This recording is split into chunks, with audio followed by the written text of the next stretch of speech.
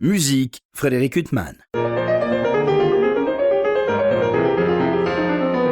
Bonjour Frédéric Huttman au micro, j'ai le plaisir de vous retrouver pour un nouvel entretien. Aujourd'hui j'ai l'immense plaisir de recevoir Jean-Luc Haut, bonjour. Bonjour. Vous êtes claveciniste, organiste, est-ce que je vous présente comme ça Je dirais musicien de clavier. D'accord. On a tendance à dissocier le clavecin de l'orgue aujourd'hui, parce que c'est peut-être plus facile à enseigner, à appréhender, mais à l'époque du 18e, du 17e, à l'époque de la Renaissance, on jouait des claviers, indistinctement. Alors j'avais eu le plaisir de vous recevoir il y a quelques années au seuil d'une intégrale des partitas de Bach que vous avez enregistré pour le label Nomade Musique. Et là je vous reçois toujours pour Bach parce qu'on a le bonheur, non c'est moi, de recevoir un disque absolument merveilleux de cette œuvre, on en parlait hors micro, inaltérable, inusable, qui est un bonheur constant pour l'auditeur, toujours renouvelé, les variations Goldberg de Bach que vous venez de faire paraître pour le label Encelade, un double disque, c'est-à-dire que ces variations Goldberg parfois elles tiennent sur un seul disque, mais là vous avez choisi parfois des tempi assez lents, enfin pour laisser développer à chaque fois chaque variation, ce qui fait que 2 disques ont été nécessaires compte tenu de la durée de ces variations Goldberg, et on est tout de suite saisi dès qu'on met le disque par bien sûr l'aria, et puis on a l'impression que chaque tempo de chaque variation a été longuement mûri. Jean-Luc Haut, je ne sais pas comment ça s'est passé. Je pourrais pas commenter le choix des tempi qui se sont imposés à moi. Par contre, j'ai commencé à prendre la mesure des très grandes œuvres de Jean-Sébastien Bach au continuo. J'ai eu la chance de jouer pour différents ensembles des œuvres comme la Messe en Si, la Passion selon Saint Matthieu, la Passion selon Saint Jean, une reconstitution de la Passion selon Saint Marc. Et quand vous êtes au continuo, en fait, vous êtes avec le chef et vous, avec le violoncelle qui fait tous les récits, vous œuvrez à la construction, à la dramaturgie, à cette forme d'une très grande œuvre spirituelle. Et donc j'ai appris à me glisser dans des œuvres de grande dimension. Ça m'a permis et ça m'a donné envie de jouer l'art de la fugue, l'offrande musicale, les partitas aussi que je joue en concert. Et c'est après toutes ces œuvres fréquentées que sont arrivés les Goldberg. Les Goldberg, alors ce qui est étrange avec cette œuvre, c'est que pour ma génération, c'est une œuvre qui a été popularisée par un pianiste qui était Glenn Gould, et puis maintenant elle se répartit entre pianistes, clavecinistes, il y a même des versions à l'accordéon ou d'autres, parce que Bach peut souffrir entre guillemets toutes les transcriptions possibles. Aujourd'hui il y a une sorte d'étendue de l'interprétation de ces variations Goldberg. Vous les avez connues comment, Jean-Luc Haut? Un disque Erato de Ton Kopman, acheté avec mes petites étrennes au Leclerc de Montigny-les-Cormeilles. Parce que quand j'avais 10 ans encore, on trouvait, il y avait un rayon de culture dans les grandes surfaces, et j'ai pu acheter là quelques disques. Et donc ce disque de Tom Kopman. Mais ça, excusez-moi de vous interrompre, s'il vous avait attiré d'une manière particulière, vous aviez entendu parler de l'œuvre Non, pas du tout. C'est que j'avais peut-être les 35 francs nécessaires pour acheter un disque de clavecin. Il se trouvait qu'il y avait certainement un rabais. Et c'était une chose extraordinaire. Et alors, ça vous a saisi tout de suite? Parce qu'à 10 ans, qu'est-ce qu'on saisit d'une œuvre de cette envergure? On sent une certaine émotion, comme une sorte de mystère, et comme si c'était un rêve qui se dessinait. Je me souviens très bien des premières fois où j'ai aperçu des orgues d'église, et c'était ce même mystère qui m'a marqué sans que je puisse mettre de mots dessus, mais qui quelque part continue de m'intéresser. Alors c'est une œuvre, vous l'avez dit hors micro, Jean-Luc Haut, que vous avez appréhendée assez tard. Vous n'avez pas appréhendé pendant vos études, vous n'avez pas appréhendé avec notamment Blandine Verlet qui a été une de vos maîtres. C'est venu bien après, mais pourquoi vous aviez peur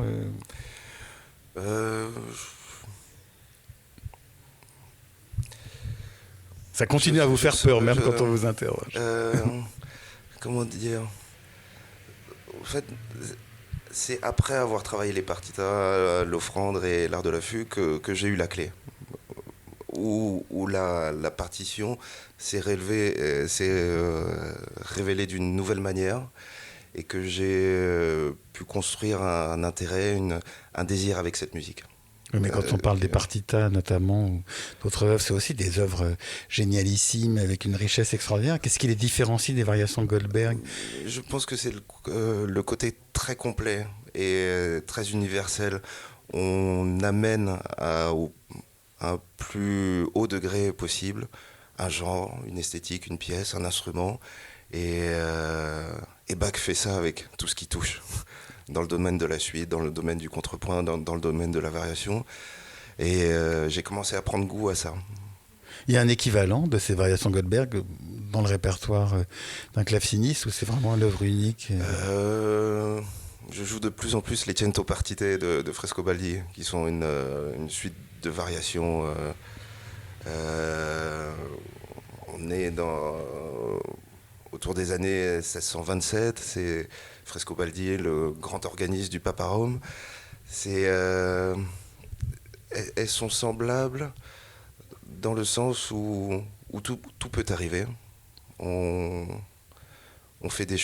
y lit des choses interdites, mais c'est une construction de pensée. Tout est proportion, tout est carrure, et comme ça, il y a un déploiement de toutes les techniques, de tous les affects aussi, qu'on trouve dans les Seicento Partite de Frescobaldi, qu'on retrouve dans les variations Goldberg. Alors, ces variations Goldberg, elles débutent par un aria et elles se terminent par cet aria. Après un voyage, c'est quoi l'impression? C'est comme quand on lit un énorme roman et puis qu'on sent que le héros se retourne vers le passé. Enfin, c'est quoi comme sentiment? Je pense qu'on est transformé par cette odyssée. C'est pas un retour, c'est pas vraiment l'aria da capo où on revient identique au commencement, mais je vois ça plutôt comme une spirale. C'est une aria. Cette aria, on la trouve aussi dans un manuscrit d'Anna Magdalena Bach qui a été compulsé à partir des années 1725. C'est une sarabande, c'est presque une chanson, c'est une charmante pièce, mais dont on ne suspecte pas du tout le potentiel et la gravité. Et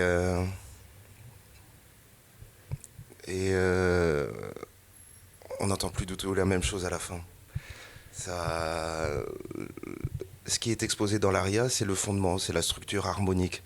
Donc les harmonies qui se déploient sur les très longues notes de basse, la partie chantante, le soprano orné, tout à fait agréable et marquant pour la mémoire, n'est qu'une émanation de cette structure harmonique.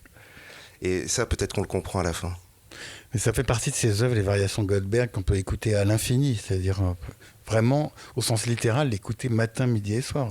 Je dis pas que ça pourrait suffire à une vie, mais c'est une œuvre voilà, dont on ne se lasse jamais. Et je comprends pas à quoi c'est dû, ça. C'est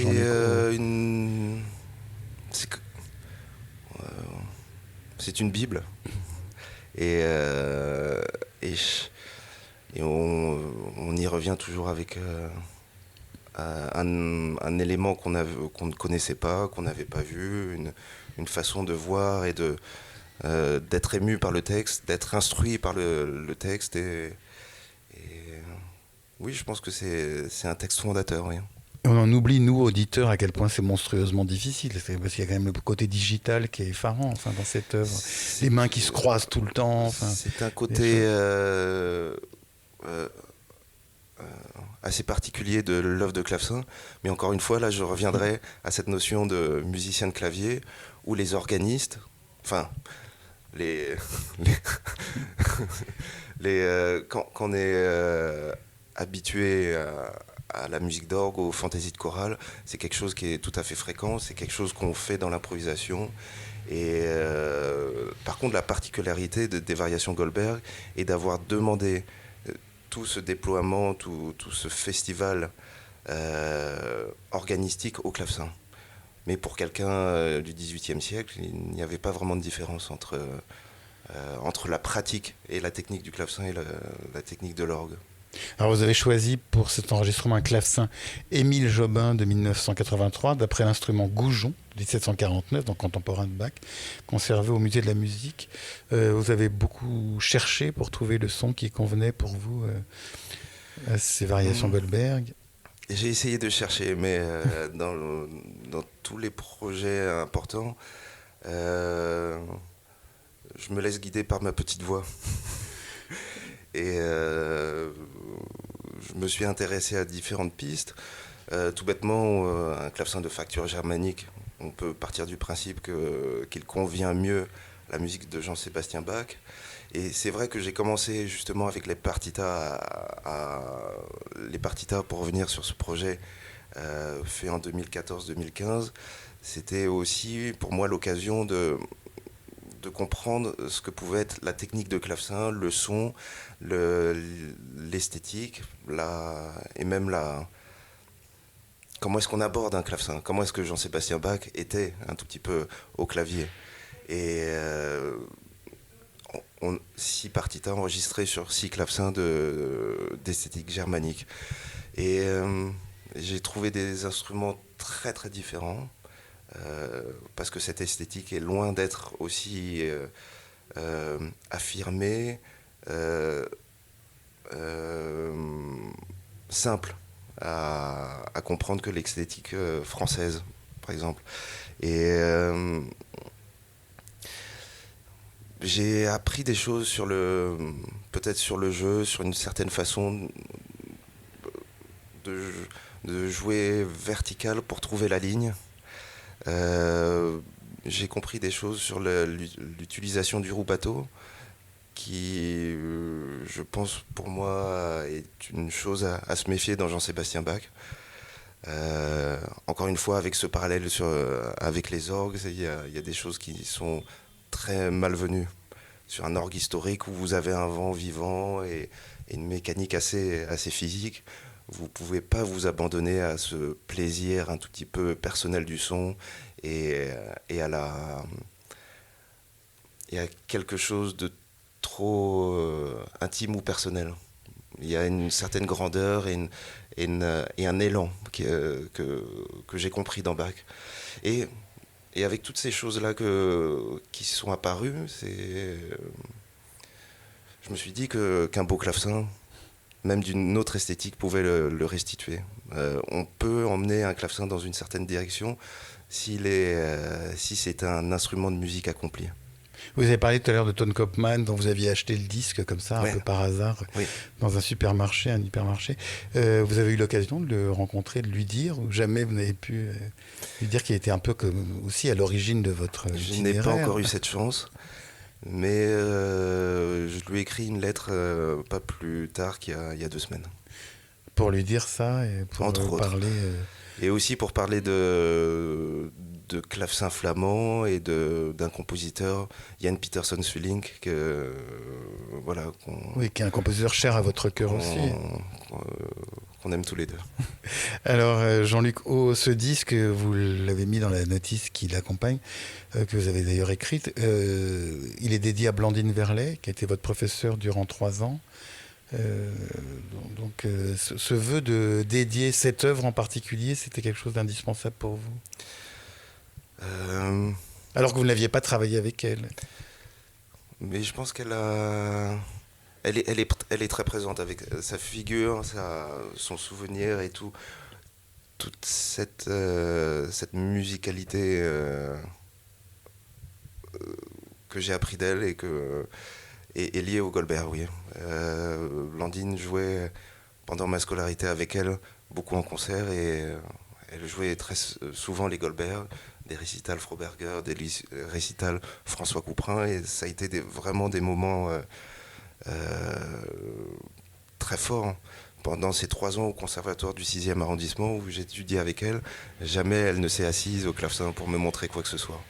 Je peux pas vraiment dire que c'était des cours de clavecin, c'était des cours de musique, c'était des cours d'art et d'exigence, de pensée, de proposition. On apprenait à aimer et à convaincre. Ça, c'est beau d'ailleurs ce que vous dites. Alors, jamais elle s'est assise, jamais elle vous a montré l'exemple au clavecin. Et alors, elle donnait quoi? Des images poétiques ou artistiques ou picturales? Oui, tout y passait, oui. Elle voulait pas se montrer comme modèle à copier. Et par contre,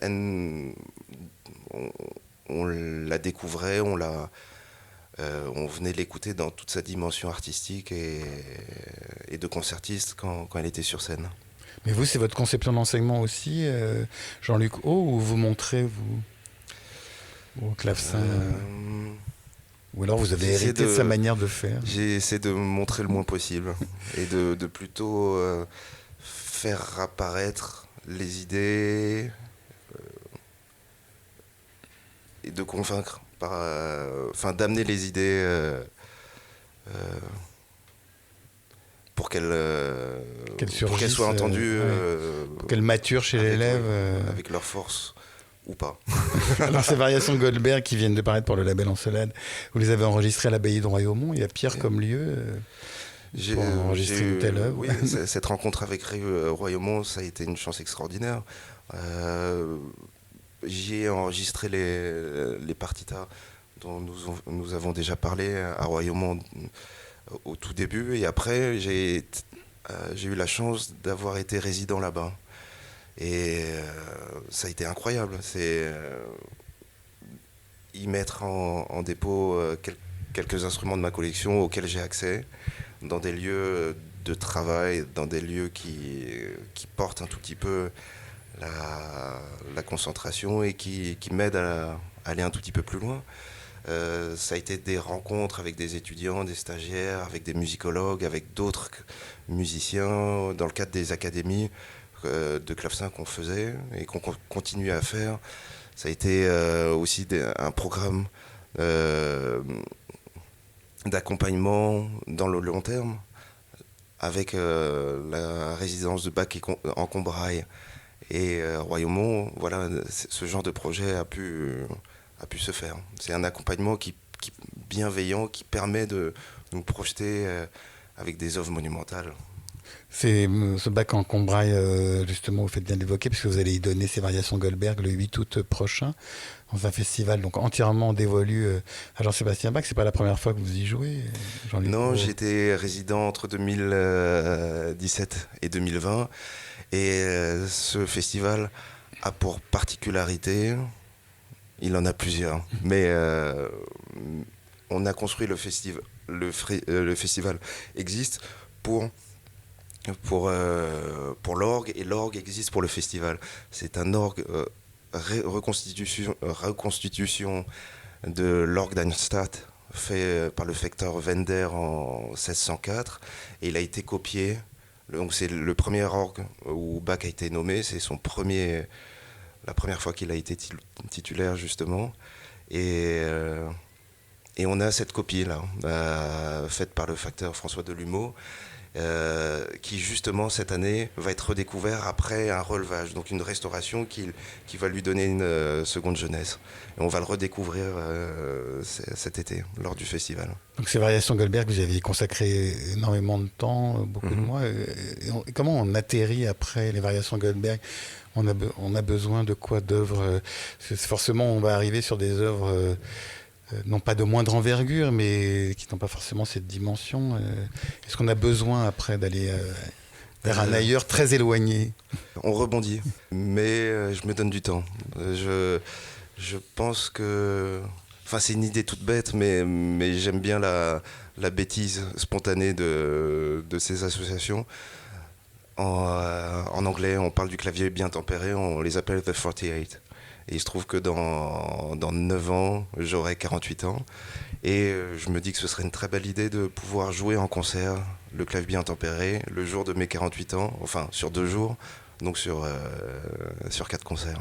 Ce clavier bien tempéré, d'ailleurs, vous disiez, hors micro aussi, Jean-Luc Haut, c'est comme les variations Goldberg, vous avez beaucoup attendu avant d'interpréter, alors que c'est quand même c'est aussi une œuvre sublime, bien sûr, c'est idiot de le dire, mais c'est aussi des œuvres que les apprentis claviéristes jouent, les préludes et fugues du clavier bien tempéré.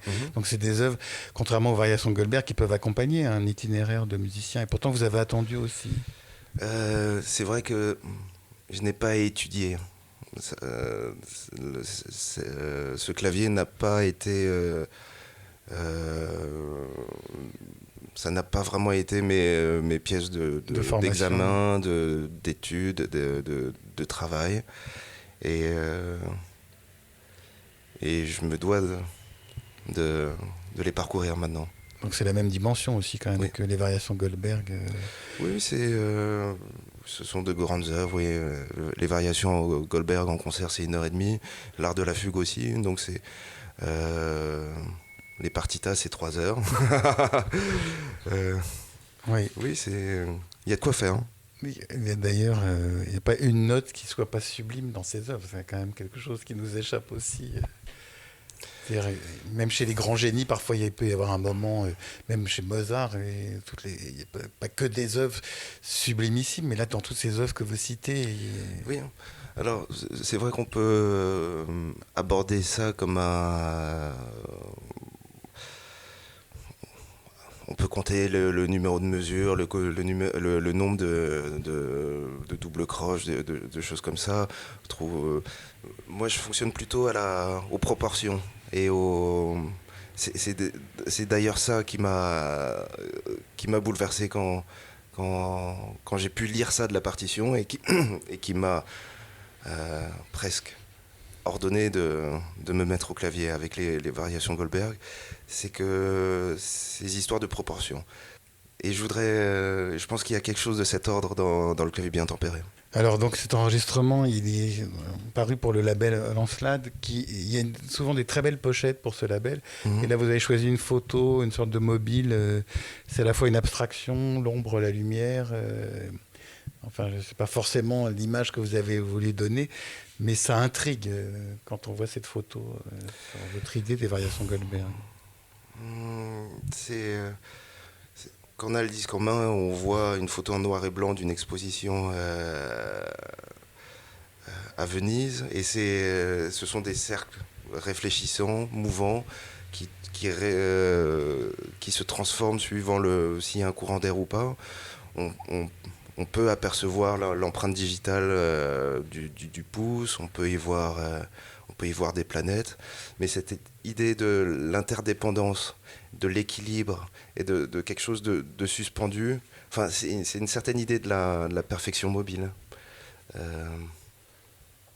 que je trouve intéressante dans... Oui, très belle photographie, effectivement. Donc vous rappelez dans le texte qui accompagne ce disque, il faut un sacré clavecin pour une telle pièce, un vieux compagnon qui fait envie, qui répond à la gourmandise et alimente le jeu. Et puis vous dites que... J'ai pas un style très universitaire, je suis désolé. Ah non, mais justement, c'est un style imagé. Justement, si vous aviez eu un style universitaire, je l'aurais pas cité forcément tel quel, Jean-Luc. Je pense que il y a une gourmandise, il y a un désir, il y a une passion, il y a un appétit dans tout ça. Je pense qu'il faut être conduit par quelque chose, et c'est vrai que ce genre de musique n'est pas simplement une abstraction intellectuelle, une recherche de perfection. Ces proportions justement dont je parlais tout à l'heure, je pense qu'il y a quelque chose de profondément vital dedans.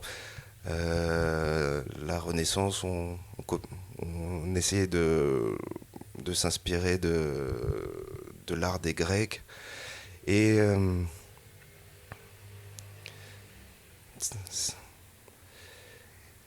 cette perfection, un tout petit peu, on la voit dans la nature. Quand on contemple, quand on prend le temps de regarder un beau coquillage, de voir comment une feuille est construite, il y a quelque chose de la vitalité dedans. Et je pense que la musique est un échange de vitalité. La musique est faite pour être partagé, entendu. Ça doit être une circulation, oui. Et il y a une énergie. Alors, ces variations Goldberg, bien sûr, il n'y a pas une note qui ne soit pas sublime, mais il y a quand même cette 25e variation. Là, on atteint au très fond de l'âme, enfin, sans utiliser un cliché encore une fois. Oui. Mais là, on est complètement bouleversé de toute façon. Enfin, on arrive à un moment où on se dit, mais on aimerait que ça finisse jamais, d'ailleurs, cette 25e variation. D'ailleurs, on aimerait que ça finisse jamais. On ne sait jamais où on est. Et ça, c'est une pièce de clavecin qui pour moi est complètement à l'imitation de certains airs des passions. Ce sont toujours les derniers airs de soprane qui sont particulièrement déchirants, suspendus, arrêtés, avec cette couleur de hautbois en duo des hautbois d'acacia qui ont cette couleur funèbre et avec des altérations qui sont très éloignées et qui donnent une âpreté, une dureté de couleur instrumentale. Et on y trouve des harmonies et des progressions harmoniques folles. Et oui, on change de monde. On change de monde et puis en même temps on a l'impression d'être au cœur du génie de Bach, c'est-à-dire qu'il y a à la fois une structure qui a l'air tellement forte et puis on a l'impression presque que le claveciniste ou le claviériste improvise. Oui. Ça pourrait être un pianiste de jazz qui pourrait jouer ça. S'abandonne à quelque chose. Et après c'est une résurrection. C'est